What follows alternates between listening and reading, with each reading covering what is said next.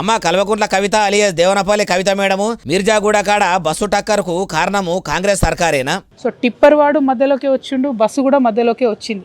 So డ్రైవర్ల ప్రాబ్లమా, డ్రైవర్ల ఇష్యూ అన్నది కాకుండా ప్రభుత్వం హైవే వేయడం లేట్ చేయడం అన్నటువంటిది ప్రధానమైన ఇష్యూ అని చెప్పి అందరూ కూడా భావిస్తున్నటువంటి పరిస్థితి. మళ్ళీ సర్కారు ఏలుబడిలకు వచ్చినాక మాత్రమే రోడ్ల శాఖలు రోడ్లు ఎలుము చేయక పోవుడుతోనే టక్కర్ అయిందని అంటారు, అంతే కదా మేడము? మరి ఇప్పుడు ఏం చేయమంటారు? ప్రభుత్వం తప్పిదం వల్ల 19 మంది ప్రాణాలు పోయినాయి కాబట్టి ప్రభుత్వం బాధ్యత వహించి కనీసం చనిపోయినటువంటి వారికి ఒక్కొక్కరికి ₹1 కోటి ఇవ్వాలి. అది వారి ప్రాథమిక బాధ్యత. పోయిన పానాలకు కోటితోనే వెలకట్టుడు కూడా తక్కువనే మేడము. ఎంతిచ్చినా చచ్చిపోయిన కుటుంబాల దుఃఖాన్ని వర్ణించలేనిది.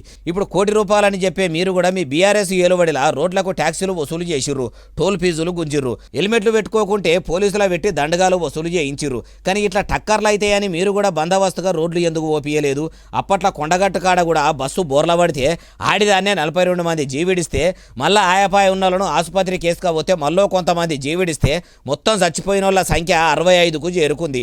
అప్పుడు కూడా మీ ప్రభుత్వం తప్పిదంతోనే బస్సు ప్రమాదం జరిగిందని మృతుల కుటుంబాలకు ₹1 కోటి ఇయ్యాలని ఎందుకు అనలేదు? అంటే అప్పుడు అధికారంలో మీరున్నారు కాబట్టి ఎంతమంది చచ్చినా ఏం కాదని ఊకున్నారా ఎట్లా? అయినా అధికారంలో ఉన్నప్పుడు ఓ మాట, అధికారంలో లేనప్పుడు ఓ మాట మాట్లాడుతుండ్రు కాబట్టి ప్రజలు మీ కార్యకర్తల కారు కూతలు ఇనుడు బంధు పెట్టిండ్రు అంటారు. ఏ ముచ్చటిన్నోళ్ళు.